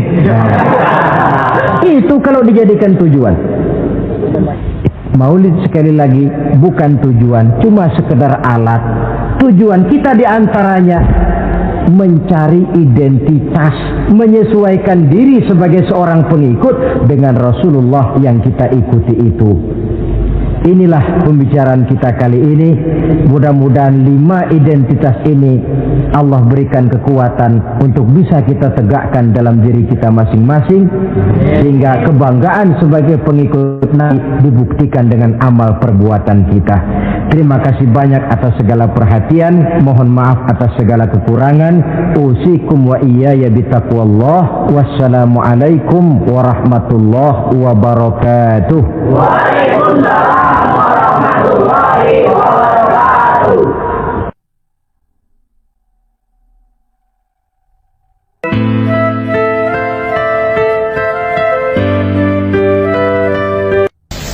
Bapak-bapak, ibu-ibu, saudara-saudara kaum muslimin rahimakumullah. Murai di dahan dan kokok ayam di kandang. Dunia ini penuh dengan berbagai macam kesibukan. Sejak dari petani yang turun ke ladang, pedagang yang berangkat ke pasar, pelajar yang menuju sekolah, sampai kepada pegawai yang berangkat ke kantor, seluruhnya tidak lain untuk mencari sesuatu yang bernama bahagia. Setiap orang menginginkan kebahagiaan, dan tidak seorang pun menginginkan kesengsaraan dalam kehidupan ini. Namun nyatanya tidak setiap orang yang ingin bahagia mengetahui jalan yang harus ditempuhnya untuk sampai kepada kebahagiaan itu. Maka pada kesempatan pertemuan kali ini saya ingin menyampaikan sebuah hadis dari junjungan kita baginda Nabi besar Muhammad sallallahu alaihi wasallam yang termuat dalam kitab Mukhtarul Ahadits An-Nabawiyah, di mana beliau bersabda, arba'un min sa'adatil mar'i. Ada 4 perkara yang merupakan tanda dari orang bahagia. Saya mau tanya, di antara saudara-saudara yang hadir di sini, apa ada yang kepengen jadi orang sengsara? Seluruhnya tentu ingin mendapatkan kebahagiaan. Maka menurut resep dari Nabi kita, tanda orang bahagia itu 4. Jadi kalau saudara ingin bahagia, harus mempunyai 4 perkara ini. Yang pertama, orang bahagia itu kata Nabi, darun wasi'un. Punya rumah biar bagus asal gede. Enak ngaturnya. Daripada sudah punya rumah kecil, adanya di pinggir kali, gubuk, kalau hujan bocor, miring lagi, kiamat. Loh, kalau gitu Islam materialis dong. Hadis ini boleh diartikan dengan makna hakiki, arti yang sebenarnya. Boleh diartikan dengan makna majazi, arti kiasan. Kalau dia diartikan dengan arti kias, maka yang dimaksud darun wasi'un ay qalbun wasi'un. Rumah yang luas tidak lain daripada hati yang lapang. Karena di situ kunci kebahagiaan yang sebenarnya. Walaupun kita cuma tinggal di petak berukuran 2 kali 3 meter, kalau hati kita luas rasanya rumah itu. Tapi biar rumah kita halamannya saja puluhan ribu hektar, ada kolam renangnya, kamar tidurnya tidak lagi terhitung. Kalau hati yang menempati rumah itu sempit, maka akan terasa sempit jugalah rumah itu. Tempat bergantungnya tidak lain adalah hati. Marilah kita mencoba melihat berbagai pandangan orang tentang bahagia ini. Ada orang menyangka bahwa bahagia itu kalau dia mendapatkan harta yang sebanyak-banyaknya. Siapa yang banyak harta, dialah raja. Apa yang dia mau, seluruhnya bisa dibeli. Keamanannya, dia bisa menyewa petugas. Seluruh fasilitas untuk menyenangkan kehidupannya bisa dibeli. Pendeknya, hartalah segala-galanya dalam kehidupan. Sampai ada pepatah mengatakan, innad darahima fil amakini kulliha taksur rijala mahabatan wa jalala. Sesungguhnya harta, dinar, dirham, uang di mana-mana selalu bikin hebat orang yang memilikinya. Coba lihat, orang yang punya duit sama yang enggak punya duit, jangan gaya hidupnya, gaya jalannya aja lain. Wahia lisanun liman arada fasahatan, wahia silahun liman arada qitala. Uang adalah senjata yang paling ampuh bagi orang yang mau pergi perang, dan lidah yang paling fasih bagi orang yang mau bicara. Kalau bicara dengan lidah macet, cobalah bicara dengan harta, lancar. Sampai ada pepatah demikian, segalanya bisa diatur dengan harta. Maka di kalangan orang yang berpandangan semacam itu, seluruh kegiatan hidupnya hanya terfokus kepada bagaimana mengumpulkan harta yang sebanyak-banyaknya. Tidak peduli halal haram, tidak kenal sore pagi siang dan malam, tidak sempat sujud, jauh dari agama, jauh dari kehidupan yang bersifat ruhaniyah, jauh dari Allah dan sebagainya. Sampai dalam Al-Quran dikelompokkan dalam kelompok yang dinamakan lumazah. Allazi jama'a malahu wa addadah yahsabu anna malahu akhladah. Mereka mengumpul-ngumpulkan harta sebanyak-banyaknya dan menyangka bahwa harta yang banyak itu dapat mengekalkan hidupnya, mengekalkan kekayaannya, mengekalkan kebahagiaannya. Saudara hadirin yang berbahagia, kalau pandangan hidup ini benar, Artinya kalau harta memang merupakan satu-satunya hal yang dapat membuat orang bahagia, tentu di rumah mewah tidak akan pernah ada tangis derita. Tentu di satu tempat di mana fasilitas hidup serba menunjang tidak ada yang namanya penderitaan. Tapi suka dan duka, sedih dan gembira, senyum dan tawa adalah milik setiap orang, baik dia punya harta maupun dia tidak punya harta.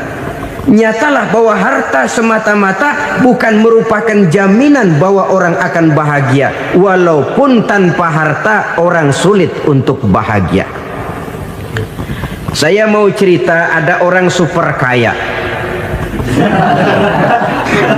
Namanya Aristotle Onassis, Raja Tanker Yunani. Dia punya kapal tanker saja konon sampai 11 banyaknya. Punya perusahaan penerbangan yang disebut Olympic Airlines. Punya hotel di berbagai kota besar di dunia ini, sejak dari New York, London, Paris, Rome dan sebagainya. Bahkan punya pulau yang dia namakan Pulau Scorpio. Ini kan namanya sudah kaya nggak tanggung-tanggung, punya pulau.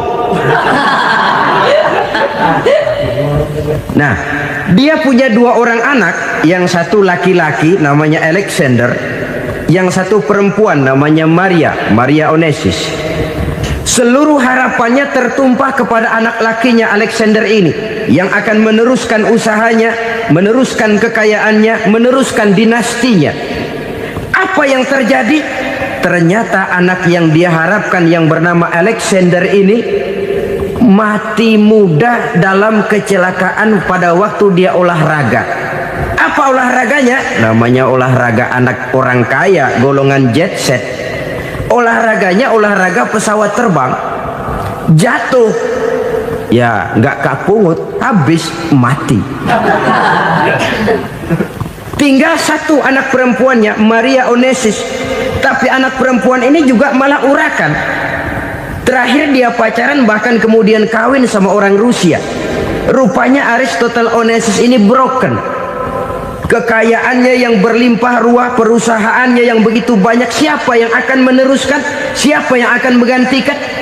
Sampai kemudian dia mengurung diri di Pulau Scorpio dan mati di sana secara mengenaskan. Seorang multi jutawan, seorang yang super kaya, mati menyendiri di pulau sepi. Ibarat kata pepatah, anak ayam mati di lumbung. Bukan kekurangan makanan, keurugan makanan. Begitu kehidupan Aristotle Onassis. Dan banyak orang-orang yang sudah demikian kaya sampai dibingungkan oleh kekayaannya sendiri. Telusurilah kehidupan David Rockefeller misalnya, Henry Ford misalnya, Adnan Khashoggi misalnya. Multi jutawan yang kadang-kadang dibuat keder oleh kekayaannya sendiri. Pantas ketika Imam Ali ditawarkan orang, "Ya Ali, kalau kepadamu disuruh pilih ilmu atau harta, kau pilih mana?" Ya jelas pilih ilmu dong. Kenapa? Pertama, ilmu kalau kita berikan kepada orang lain tambah. Tapi harta kalau kita berikan kepada orang lain kurang. Saudara punya uang 10.000, dibagi orang 5.000, jelas uang saudara berkurang. Tapi saudara punya ilmu diberikan kepada orang lain bisa, saudara pun makin mantap. Tidak lantas jadi bodoh karena ngajarin orang. Saudara bisa Fatihah lalu mengajarkan orang Fatihah. Orang bisa, saudara pun makin hafal. Tidak lantas setelah diajarin orang ilmunya hilang. Begitu datang dia minta orang, "Tolong ajarin saya Fatihah." Udah habis, nggak ada.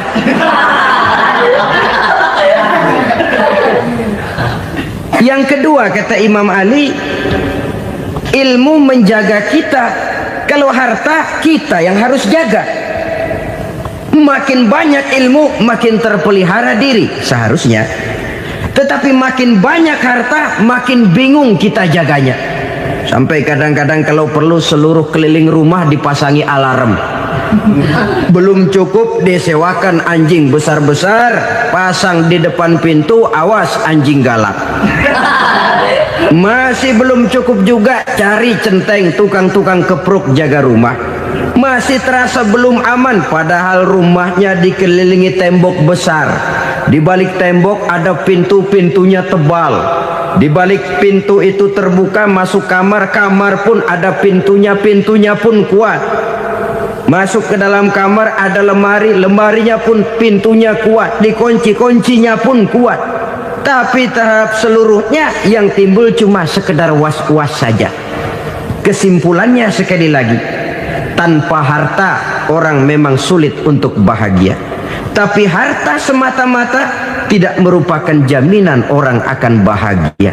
Dengan hati yang luas, itu modal utama untuk mencapai kebahagiaan hidup. Orang yang hatinya luas, saudara-saudara, punya hati yang lapang, melihat kenyataan hidup ini, dia bersyukur senantiasa kepada Allah. Lantas tidak timbul hasud dan iri hatinya. Oleh karena itu jiwanya selalu lapang. Kalau tidak, cupik hati namanya, dangkal pandangan, tidak senang melihat orang lain dapat nikmat, dan itu sering dijadikan contoh. Kalau orang yang lapang dada, dia lihat tetangganya beli TV baru, dia berkata, alhamdulillah ya, tetangga kita beli TV, mudah-mudahan kita bisa ikut nonton. Lapang dadanya. Tapi orang yang sempit hati, lihat tetangga beli televisi, meriang. Enggak diapa-apain, meriang. Besoknya dengar tetangga beli motor, makin sakit, ke rumah sakit. Lalu di rumah sakit dengar tetangganya beli mobil, mati. Disiksa oleh perasaannya sendiri. Orang kalau hati sudah sempit dalam hidup, kemanapun dia pergi, sempit rasanya medan kehidupannya. Kemudian kita melihat juga ada orang yang menilai bahwa bahagia itu katanya kalau punya kedudukan yang tinggi, pangkat yang agung, wibawa yang besar. Mungkin betul, tapi mungkin juga tidak. Bergantung kepada hati orang yang punya pangkat itu. Sama dengan harta tadi. Harta akan membawa bahagia kalau dia jatuh ke tangan orang yang berhati lapang. Tapi harta akan jadi bencana kalau jatuh ke tangan hati orang yang sempit. Pangkat akan membawa bahaya kalau jatuh di tangan hati orang yang sempit. Lebih dari itu, kenyataan mengajarkan kepada kita bahwa ternyata pangkat dan jabatan tidak selamanya memberikan kebahagiaan dalam kehidupan. Bahkan resikonya kelewat besar.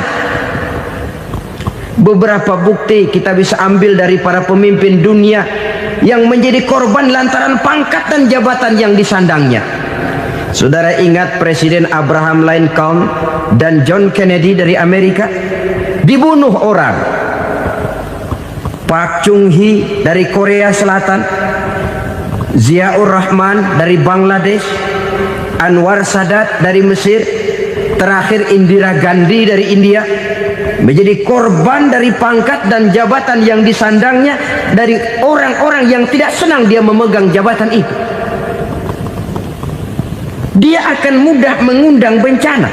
Sehingga pantas kalau seorang presiden terkemuka Amerika, Harry Truman namanya, dia mengatakan jabatan presiden itu, kata dia, seperti orang nunggang macan, naik macan.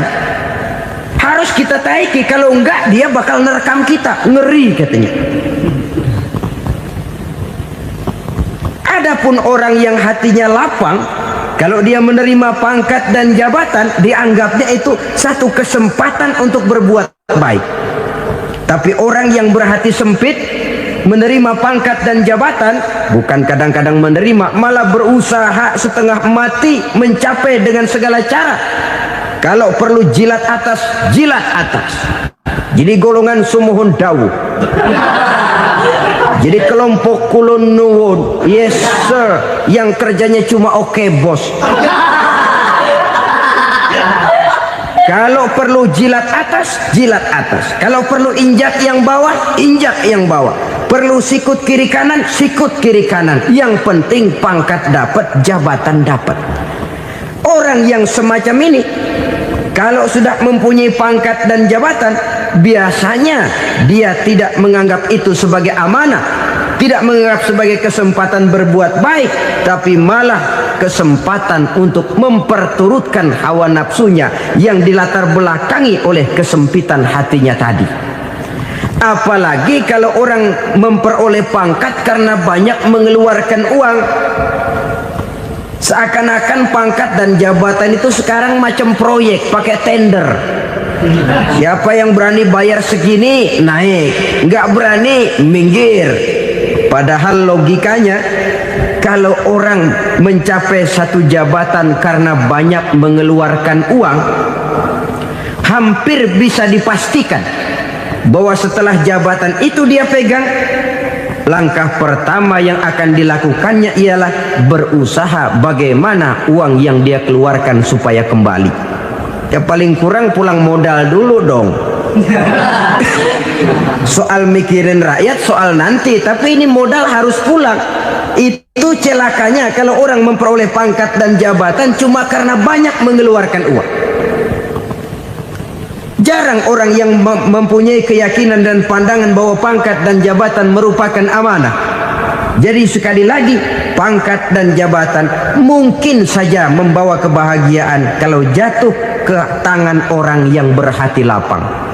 Tapi bisa jadi bencana kalau dia jatuh ke tangan orang yang mempunyai hati yang sempit. Dan lagi-lagi stresnya hati yang lapang.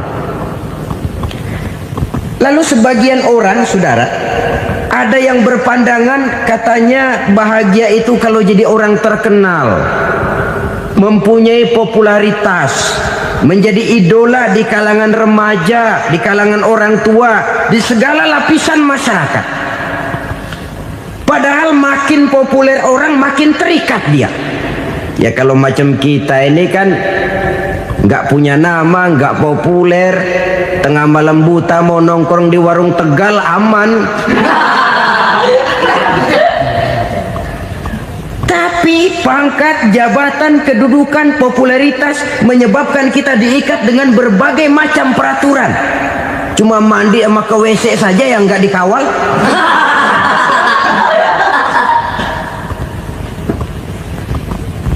Benarkah popularitas, ketenaran membawa kebahagiaan? Mungkin ya, tapi mungkin juga tidak. Kenapa? Banyak orang-orang populer yang mengakhiri hidupnya secara tragis. Kita ambil beberapa nama. Di Amerika tahun 60-an ada bintang seksi paling terkenal yang dijuluki sex bomb. Bom seks itu. Sampai sekarang jadi legenda, namanya Marilyn Monroe. Singkatan doublenya itu inisialnya MM, Marilyn Monroe. Terkenal top sampai dia mati tahun 62, namanya sekarang masih saja dibicarakan orang. Kenapa dia bunuh diri? Tidak punya hartakah dia? Banyak. Kurang populerkah dia? Seluruh dunia mengenalnya. Sejak rakyat kecil sampai pejabat tinggi dia punya hubungan. Kenapa? Jenuh. Dia terlahir dalam keadaan yatim. Setelah itu tidak lama dia berangkat remaja, ibunya meninggal. Pindah dari wanita asuh ke wanita asuh sampai 12 orang ibu angkatnya.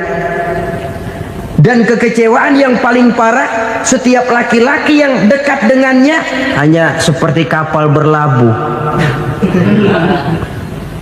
Datang dan pergi silih berganti. Padahal dia merindukan seseorang yang bisa melindungi hidupnya. Dia rindukan itu dan dia tidak pernah menemukan. Itu yang akhirnya menyebabkan dia minum pil tidur kelewat dosis. Minum obat tidur kebanyakan. Ya tidur terus sampai sekarang.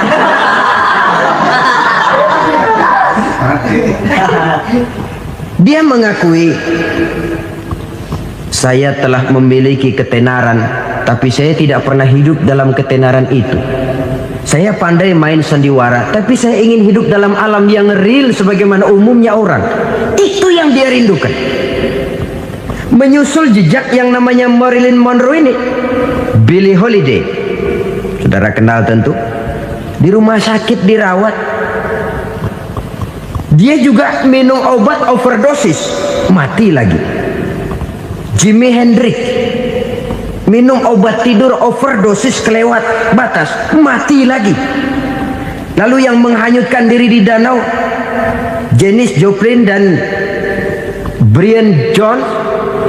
Ini orang-orang populer, orang-orang terkemuka yang mengakhiri hidup secara tragis, bukan karena tidak terkenal, mungkin karena sudah saking terkenalnya. Contoh paling belakangan, Bruce Lee. Wah, ini tukang-tukang kepruk tentu kenal siapa dia. Sampai sekarang pun tabir kematiannya masih merupakan misteri. Dan yang masih hidup juga menunjukkan gejala yang aneh. Michael Jackson, rumahnya di Beverly Hills itu dijaga sedemikian rupa, dan dia selalu curiga kepada setiap makanan harus steril, bersih dari segala macam kimia. Kemana dia pergi, itu tukang-tukang kepruk sudah selalu menjaga dan mengawal, dan dia seakan takut menunjukkan mukanya yang asli. Hingga kalau tampil ke tengah di luar show, dia kadang memakai pakaian yang tidak menunjukkan dia yang sebenarnya, takut dikenali orang.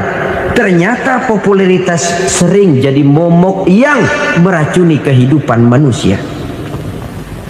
Oleh karena itu, benarlah junjungan kita pada saat beliau mengajarkan orang akan bahagia kalau dia mempunyai hati yang lapang. Nah, sekarang masalahnya untuk mendapatkan hati yang lapang, caranya bagaimana? Kita kembali kepada konsep Quran.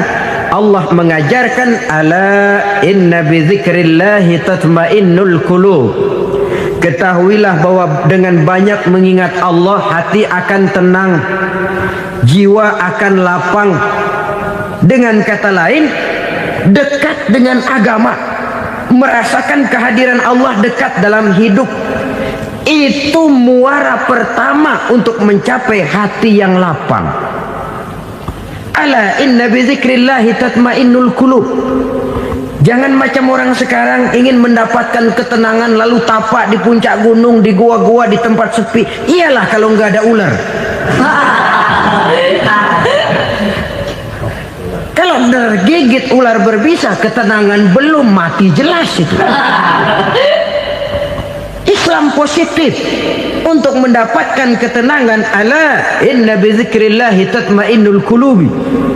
Bahwa ketahuilah bahwa dengan banyak mengingat Allah, hati akan tenang, jiwa akan lapang, nuansa pikiran akan luas.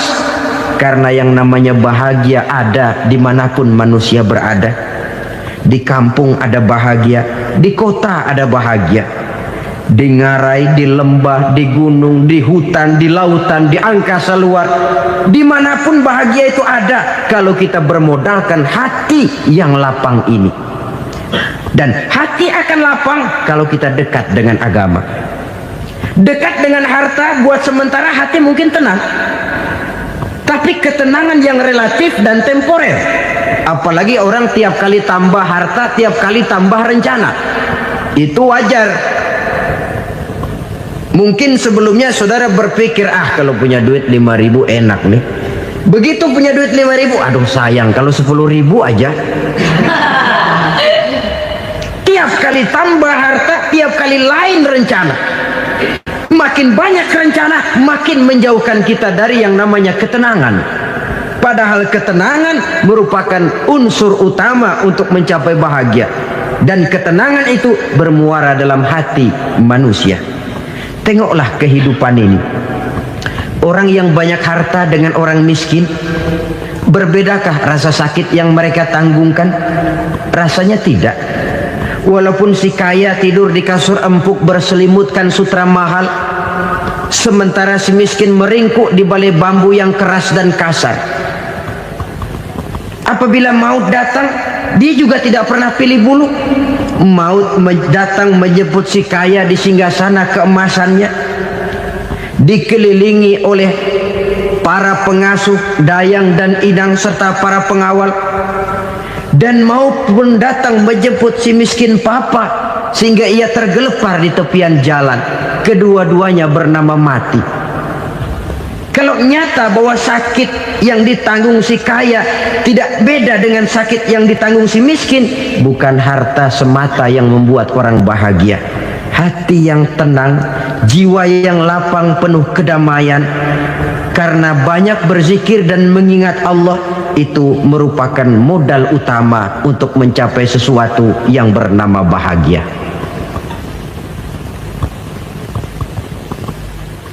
Saudara hadirin yang saya hormati, inilah yang pertama dari 4 ciri yang digambarkan oleh Nabi tentang tanda-tanda orang bahagia.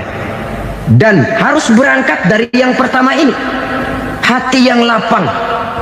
Ini yang harus kita miliki lebih dahulu, baru nanti akan menyusul kepada poin yang ketiga, kedua, dan selanjutnya. Sebab kalau hati sudah terisi dengan jiwa yang lapang, seluruh persoalan insya Allah akan bisa kita atasi dengan sebagaimana mestinya. Yang kedua sekarang, tanda orang bahagia menurut baginda Nabi, markabun syariah. Orang bahagia itu, kata beliau, punya kendaraan biar cepat asal lancar. Artinya kemana dia mau pergi mudah. Apa maksud hadis ini? Kalau kita kaji lebih dalam, kendaraan itu kan alat transportasi. Transportasi tidak lain adalah usaha memudahkan komunikasi. Pindah dari situ kepada teori bahwa manusia adalah zon politiker, makhluk bermasyarakat yang tidak bisa memenuhi kebutuhan hidupnya secara sendirian. Kita memerlukan keberadaan orang lain dalam kehidupan ini. Untuk memakai baju saja kita sudah perlukan petani yang tanam kapas, pabrik yang memintal kapas jadi benang, pabrik yang menenun benang jadi kain, sampai kepada mesin jahit, sampai kepada tukang jahit. Itu cuma untuk memakai pakaian saja. Tidak seorang pun di antara kita yang sanggup memenuhi kebutuhan hidupnya secara sendiri. Kita perlu orang lain. Maka kebebasan dalam arti mutlak, kebebasan tanpa batas, itu tidak mungkin ada dalam kehidupan. Karena kita mengadakan yang disebut interaksi sosial. Setiap kegiatan kita tentu melibatkan orang lain. Menurut kita barangkali kita bebas jalan di jalan raya semaunya, tapi orang lain berkendaraan pun merasa bahwa ini ada juga jalan haknya, dan begitu selanjutnya. Oleh karena itu, maksud dari kendaraan yang cepat ini adalah khulata'uhu ma'as solihin. Lingkungan pergaulannya terdiri dari orang-orang soleh. Pergaulannya luas. Kemana dia pergi ada temannya. Kesulitannya ada tempat dia cerita. Dan kesulitan kalau sudah diceritakan kepada orang lain, taruh kata orang itu tidak bisa menolong, namun menceritakannya kepada orang yang kita percayai, kan paling kurang sudah mengurangi beban jiwa, mengurangi tanggungan batin, merasa masih ada tempat kita cerita. Maka lebih baik orang awam yang mau bergaul ketimbang orang setengah alim tapi ngunci pintu. Sebab nantinya akan timbul sikap picik, cupik pandangan, dan tidak luas menghadapi kenyataan dalam kehidupan ini. Namun yang harus kita garis bawahi, pergaulan memang mesti luas. Namun jangan sekali-kali lupa bahwa pergaulan sangat besar pengaruhnya dalam ikut membentuk kepribadian manusia. Sehari-hari bisa kita bilang, kalau kita dekat sama tukang minyak wangi, sekalipun nggak dibagi minyaknya, baunya tentu dapat. Betul? Tapi dekat sama tukang elas, walaupun nggak kena apinya, asapnya mesti kena. Kalau Syauqi mengatakan lebih jelas lagi, man asyaral asrafa asa musyarrafan wa muasyiral anzali ghairu musyarrafin. Awalam taral jildal hakira muqabbalan bisagri lamma sara jildal mushaf. Siapa yang bergaul dengan orang mulia, dia bakal ikut menjadi mulia. Tapi siapa yang berteman dengan orang hina, dia tidak bakal ikut menjadi mulia. Tidakkah kau lihat, kata Syauqi, kulit kambing yang hina pun dicium orang ketika menjadi kantong Quran. Kulit kambing hina, kalau dia sendirian gak ada yang mau cium. Tapi begitu dia bergaul dengan Quran, menjadi kantong Quran, dipakein minyak wangi, ditaruh di tempat yang tinggi, mau diambil dicium dulu, dibawa dengan penuh hormat dan hati-hati. Kulit kambing yang hina lantaran berteman dengan Quran, numpang mujur.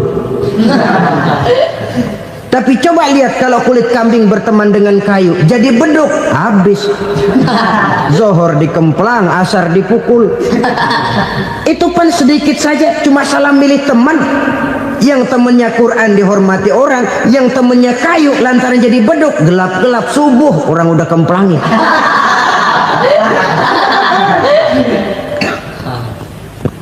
Maka terutama kepada adik-adik remaja yang masih mencari identitas diri, yang ibarat kaset masih kaset kosong, mudah diisi oleh apapun, pandai-pandailah memilih teman dalam bergaul. Karena banyak orang yang tadinya baik-baik, ketika terseret dalam pergaulan dengan orang yang tidak baik, kebaikannya menjadi lentur dan luntur. Tapi berapa banyak bajingan-bajingan tengik, orang-orang yang berlumur noda dan dosa, tiap hari melakukan maksiat, namun bergaul dengan orang yang baik-baik, pada akhirnya sedikit demi sedikit beringsut dan berangsur dia terbiasa mengikuti kebaikan-kebaikan. Saya tekankan ini kepada remaja karena mereka masih mencari identitas diri. Apa yang mereka lihat mereka mau, apa yang mereka dengar mereka ingin tahu. Coba lihat kehidupan remaja. Pulang nonton film Rambo, pengen jadi Rambo, gagah, maunya belekai melulu. Pulang nonton film Superman, pengen bisa terbang. Pulang nonton India, nyanyi melulu. Wajar, mereka masih mencari identitas diri. Saya ini sebenarnya siapa? Lingkungan, pergaulan akan membentuk itu. Karena itu pandai-pandailah bergaul, karena ia sangat besar pengaruhnya dalam ikut membentuk kepribadian manusia. Apalagi sifat yang jelek lebih cepat menularnya ketimbang sifat yang baik. Sifat yang baik, watak yang soleh itu lambat sekali untuk menular. Tapi yang tidak baik, kan prosesnya mah kalau remaja biasanya mula-mula dengar. Karena dengar lalu pengen tahu. Karena pengen tahu lalu ngeliatin. Begitu ngeliatin kan pengen nyobain. Setelah nyobain ketagihan. Nah, ini prosesnya. Yang namanya ganja, morfin, narkotik awalnya kan begitu. Mula-mula dengar katanya kalau sudah fly to the sky, sudah melayang ke langit katanya, disitulah puncak kebahagiaan. Mulanya cuma dengar. Karena dengar pengen tahu. Karena pengen tahu lalu ngeliat, kumpul sama orang yang suka ngeganja. Setelah ngeliat, nah pengen ngerasain. Begitu ngerasain enak juga, ketagihan. Kalau sudah ketagihan jadi penyakit kronis, bisa merembet kepada yang lain. Iya, kalau orang tuanya mampu untuk beli morfin, beli ganja. Kalau tidak kan pikirannya ngayap, jemuran siapa ya gue sabar. Timbullah perbuatan-perbuatan negatif yang bermula dari salah pergaulan. Apalagi buat adik-adik remaja yang tinggal di kota-kota besar, yang pengaruh budaya, pengaruh kesenian, pengaruh struktur kehidupan yang nampak makin individualistis, di mana persaingan tajam, tensi ekonomi tinggi, orang mudah mengalami stres. Pandai-pandailah dalam bergaul, sekali lagi, karena ia sangat besar pengaruhnya dalam ikut membentuk kepribadian manusia. Orang bahagia punya kendaraan yang cepat, artinya punya pergaulan yang luas, dan lingkungan pergaulannya terdiri dari orang-orang yang soleh. Kemana dia pergi ada teman, kesulitannya ada tempat dia cerita. Tapi kalau sudah menyendiri, hidup sendiri, kesulitan dipikiri sendiri, bisa mati belum waktunya. Tidak ada tempat berbagi rasa, Tidak ada tempat bercerita, tidak ada tempat mengurangi beban dalam kehidupan. Pantas betul kalau Islam sangat menggalakkan dan menganjurkan orang kalau sudah sampai waktunya itu untuk melangsungkan nikah. Kata Nabi, ya ma'syaras syabab man istata'a minkumul ba'at falyatazawwaj. Hai para pemuda, kalau sudah mampu memberi nafkah, kawinlah, nikahlah kamu. Kenapa? Sudah ada teman hidup, tempat berbagi rasa. Kesulitan kalau ada tempat cerita akan lebih ringan ketimbang kita telan sendiri, walaupun bobot kesulitannya sama beratnya. Saudara-saudara kaum muslimin rahimakumullah, inilah ciri yang kedua, punya kendaraan biar cepat asal lancar. Kemana kita mau pergi gampang. Dengan kata lain, setelah hati yang luas, pergaulan yang luas. Dua. Yang ketiga sekarang, tanda orang bahagia itu menurut Nabi, misbahun mudhi'un, punya lampu yang terang. Oh, itu enggak problem. Sekarang sudah zamannya listrik masuk desa, Pak. Lampu sudah terang semua. Betul, kalau itu yang dimaksud. Tapi tidak cuma itu. Karena lampu yang dimaksud di sini, lampu yang akan menerangi seluruh perjalanan hidup. Dan perjalanan hidup itu sudah dimulai sejak kita terlahir ke alam ini sampai masuk ke alam barzah, kumpul di padang mahsyar sampai ke akhirat. Lampu yang menerangi itu yang diperlukan. Kalau lampu, katakanlah yang paling top sekarang kan lampu jenis Mercury.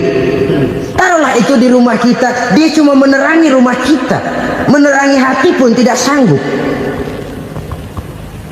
Bila kita masuk ke alam barzah, alam kubur, sanggupkah si Mercury yang begitu terang menerangi alam barzah kita?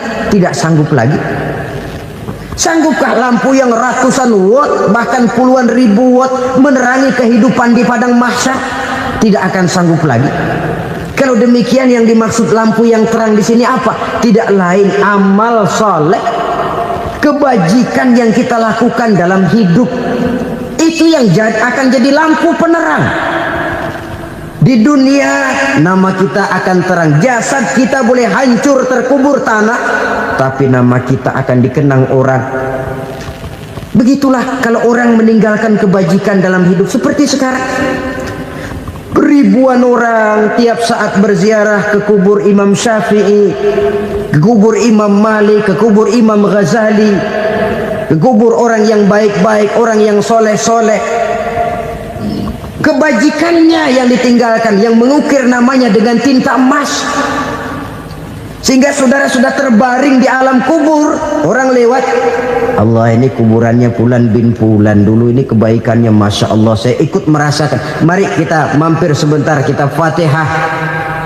Mohon disampaikan Allah pahalanya kepada almarhum. Al-Fatihah. Itu kalau orang baik-baik. Lalu saudara tanya, Pak, orang mati dikirimin Fatihah apa nyampe pahalanya? Saya jawab, kalau saudara nggak percaya, mati dulu dah. Nanti saya Fatihain, tungguin di sana. Umpama nggak sampai, balik lagi kemari. Sekarang ini kan maunya otak-otakan saja. Kalau nggak masuk otak, nggak percaya. Padahal alam gaib itu nggak bisa diotak-otakin. Sama saja dengan saudara pernah dengar cerita kapal tanpa emas tenggelam kan? Pernah nggak? Di mana? Ya, di laut Masalembo. Begitu ketampo mas tenggelam, ratusan penumpang itu terjun ke laut, dipermainkan gelombang, berjuang menghadapi maut itu. Orang lagi timbul tenggelam di lautan, dihantam ombak, kita tengokin pakai helikopter. Pak, lagi timbul tenggelam ya? Iya, tolongin. Jangan khawatir Pak, nih saya kirim intan Pak, harganya 10 juta. Kira-kira orang yang timbul tenggelam di laut seneng nggak? Kan mahal toh intan 10 juta. Kenapa dia nggak senang? Karena intan 10 juta dalam kondisi seperti itu tidak sanggup menyelamatkan dia. Dia akan girang kalau dikirimin ban mobil bekas, dikirimin papan terentang atau bambu. Intan yang 10 juta dia nggak girang. Ban mobil bekas yang 1000 perak, tuh pegang, itu yang dia girang betul. Inilah sebabnya Nabi berkata, mal mayyitu fi qabrihi illa kal ghariqil mutaghawwis. Orang yang meninggal di alam kuburnya seperti orang timbul tenggelam di lautan. Yantaziru da'watan min ahli, menunggu doa dari keluarganya yang masih hidup. Duh, bapak saya sudah meninggal, saya sayang benar sama dia. Kirimin kulkas ke kuburannya Itu sama saja dengan tadi orang tenggelam di lautan dikirimi intan yang harganya 10 juta, tidak sampai. Begitulah kalau kebajikan yang kita tinggalkan dalam hidup, sudah mati pun kubur kita masih diziarahi orang. Tapi kalau jahat yang kita tinggalkan, boro-boro lah orang mau doa lewat dekat kuburan kita juga serem. Tuh bajingan dulu mati dipendem di situ tuh. Jangan lewat situ, ntar kesurupan, jangan. Lewat saja orang ngeri. Konon lagi membacakan Fatihah dan mengirimkan doa. Hidup pada hakikatnya adalah kesempatan untuk berbuat baik. Maka sekali kesempatan itu diberikan, manfaatkan dengan sebaiknya. Sebab kesempatan kedua tidak akan pernah ada. Kesempatan berbuat baik di sini, di akhirat sudah pembalasan namanya. Sekali kesempatan itu dicabut, dia tidak akan pernah dikembalikan lagi. Kata Iqbal, hidup tidak mundur ke belakang, Bung. Berhenti diinjak orang, mundur hancur. Tidak ada kata mundur dalam hidup ini. Berhenti diinjak orang, mundur kecebur. Tidak ada kata lain, harus maju dalam kehidupan dalam artian yang positif. Hidup adalah kesempatan untuk mengumpulkan kebajikan yang sebanyak-banyaknya. Di situ nilai daripada manusia. Sekarang ini memang nggak kelihatan kok, orang yang banyak pahala sama yang banyak dosa nggak kelihatan kok. Barangkali kalau habis bikin dosa palanya pada benjol, mungkin orang takut sama dosa. Tapi sekarang sama saja, orang yang banyak dosa dengan yang nggak banyak dosa jalan bareng dari belakang, sama, nggak kelihatan beda. Tapi ada waktunya di mana pahala memegang peranan, di mana dosa diperlihatkan. Sama saja kalau kita bawa mobil siang, lampu kan nggak begitu berfungsi. Apa lalu bilang, alah ini lampu berat-beratin, copot-copotin aja dah. Tidak perlu begitu. Kenapa? Pada suatu saat malam senja akan datang. Bila matahari terbenam, senja pun datang, gelap mulai merayap, disitulah baru terasa perlunya lampu. Pahala begitu. Sekarang orang yang nggak ada pahalanya nggak kelihatan dalam kehidupan. Tapi pada suatu saat senja kehidupan akan datang. Ajal merenggut nyawa, malam merayap, dan hidup mulai diliputi kegelapan di alam barzah. Dikala itu kalau nggak punya lampu, alangkah malangnya kita.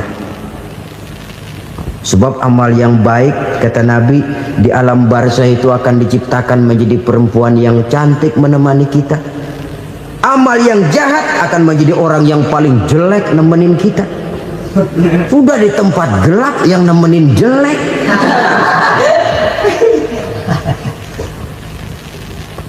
Kaum muslimin rahimakumullah.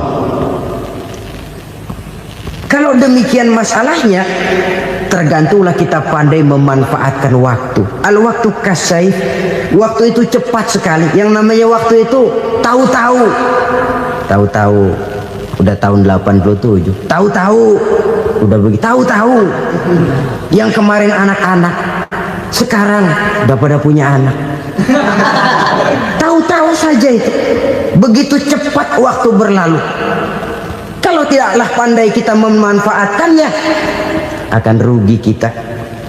Nabi bersabda, man kana yaumuhu khairun min amsihi fahuwa rabih. Barang siapa yang hari ini lebih baik daripada hari kemarin, itu orang untung. Hari ini lebih baik daripada kemarin. Bulan ini lebih baik dari bulan kemarin. Tahun ini lebih baik dari tahun kemarin. Itu orang yang beruntung. Tahun kemarin sembayangnya maghrib doang, sekarang udah tambah isya. Tahun kemarin cuman Idul Fitri aja ngancem bener, sekarang udah tambah Jumat, lalu tambah lagi maghrib, tambah lagi isya, dan selanjutnya. Hari ini lebih baik daripada kemarin, itu orang yang beruntung. Wa man kana yaumuhu mithlu amsihi fahuwa khasir. Lalu barang siapa yang hari ini sama saja dengan hari kemarin, itu orang rugi. Hari ini sama dengan kemarin, rugi itu. Bulan ini begitu, bulan kemarin begitu, tahun ini begitu, tahun lalu juga begitu. Rugi itu orang. Rugi apa? Rugi umur. Umur tambah, amalan gak pernah tambah. Dan saya pikir lebih merupakan azab ketimbang nikmat kalau orang dikasih panjang umur cuma untuk numpuk dosa. Mending mana? Panjang umur banyak dosa sama pendek umur dikit dosa? Mending mana? Mending mana? Ya, paling mending tentu panjang umur banyak pahala. Tapi kalau tidak, sekali lagi, lebih merupakan azab ketimbang nikmat kalau orang diberikan panjang umur tapi cuma untuk sekedar menumpuk dosa. Kehilangan kesadaran bahwa dunia bukan terminal akhir dari satu perjalanan. Dia cuma halte di mana kita berhenti sebentar untuk menuju kepada terminal yang hakiki. Saudara-saudara kaum muslimin rahimakumullah, inilah lampu yang akan menerangi kehidupan. Amal yang kita lakukan di dalam kehidupan. Jadi yang dimaksud dengan lampu yang terang, kebajikan yang kita kerjakan dalam hidup. Nah, setiap orang di awal tadi saya bilang ingin bahagia. Bahagia itu kan hakikatnya kumpulan senang dan selamat. Senang, selamat. Apa bedanya? Senang tapi tidak selamat, nggak bahagia. Selamat tapi nggak senang, nggak bahagia orang. Contoh, kalau orang korupsi, duitnya banyak, senang dia, tapi keselamatannya. Ada tentara baris di samping rumahnya udah bingung, padahal tentara latihan. Tentara cuma latihan, dia bingung. Senang, tapi karena keselamatannya tidak terjamin, dia tidak bahagia. Sebaliknya pegawai negeri jujur benar, cuma segaji-gajinya, selamat nggak korupsi, tapi melarat, ya nggak bahagia juga, kurang senang. Kesenangan dan keselamatan untuk dunia saja, ya sekali lagi, kalau cuma sekedar untuk dunia saja, bisa dibeli pakai uang. Bisa dibeli pakai uang. Saudara ingin selamat, bisa dibeli pakai uang. Saudara ingin senang, bisa dibeli dengan uang. Tapi setelah mati, masuk ke alam barzah, habis kekuasaan uang. Nggak bisa lagi beli keselamatan pakai uang, tidak mungkin lagi membeli kesenangan dengan uang. Di situ pahala yang megang peranan. Makin banyak pahala, makin banyak saham untuk membeli kesenangan dan keselamatan, untuk memperoleh yang namanya bahagia. Dan jangan lupa loh, di alam barzah kita nggak sebentar, menunggu datangnya kiamat. Loh iya, kalau kita begitu dikuburin terus kiamat datang, untung. Tapi kalau masih harus 1000, 2000, puluhan ribu tahun yang akan datang, dalam satu penantian yang begitu lama, tanpa saham untuk memperoleh kebahagiaan, satu kemalangan yang tidak ada pernah putus-putusnya. Janganlah tergelincir oleh kebahagiaan sebentar yang menipu dengan mengorbankan kebahagiaan hakiki yang berjangka panjang. Apa artinya senyum sejenak kalau harus ditebus dengan tangis seumur hidup? Biarlah kita minum jamu, pahit memang, getir memang, tapi kan besok badan sehat. Daripada sekarang minum sirup, manis memang, enak memang, tapi bibir pada jontor besok. Sirawan, batuk, nggak karu-karuan. Banyak orang tertipu oleh kesenangan yang sebentar.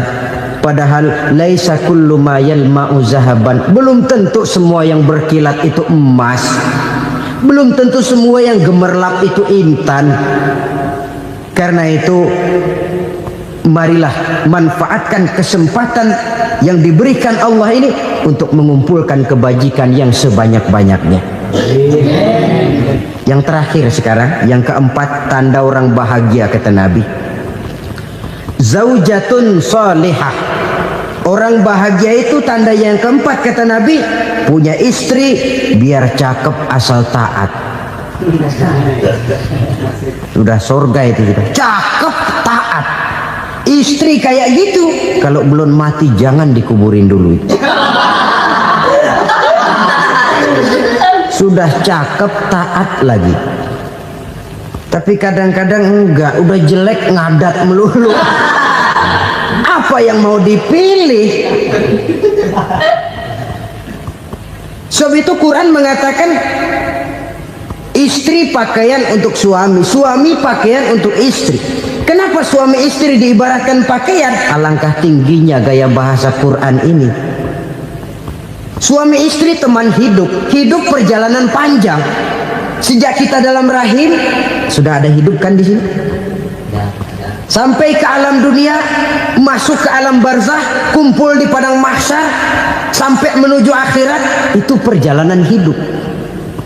Carilah istri atau suami teman hidup yang membawa manfaat tidak hanya kehidupan di dunia ini, sampai di alam barzah, sampai di padang mahsyar. Suaminya mungkin meninggal lebih dulu atau istrinya mungkin meninggal lebih dulu, tapi suami atau istri yang masih hidup berbuat kebajikan. Suami saya meninggal, ada hartanya, saya sedekahkan, niat pahala untuk almarhum suami saya. Ini teman hidup, tidak dibatasi dan tidak bisa dipisahkan oleh maut sekalipun. Zohirnya mungkin pisah, badannya mungkin pisah, tapi hatinya, jiwanya, kebersamaannya dalam menghadapi kehidupan. Karena itu saudara-saudara, bahasa Quran indah. Suami istri diibaratkan seperti pakaian. Apa fungsi pakaian? Pertama, pakaian jadi kebanggaan. Artinya suami harus menjadi kebanggaan istri, istri harus jadi kebanggaan suami. Yang kedua, pakaian itu kan fungsinya menutup aurat. Artinya sesama suami istri harus saling menjaga kekurangan masing-masing. Jangan malah sesama suami istri saling membongkar rahasia dan aibnya sendiri-sendiri. Istrinya diceritain jeleknya di mana-mana, atau suaminya dibongkar rahasianya di pasar umum.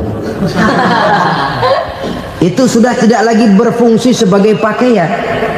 Kenapa semua ini diperlukan? Karena kita menyadari bangsa yang baik terdiri dari masyarakat yang baik.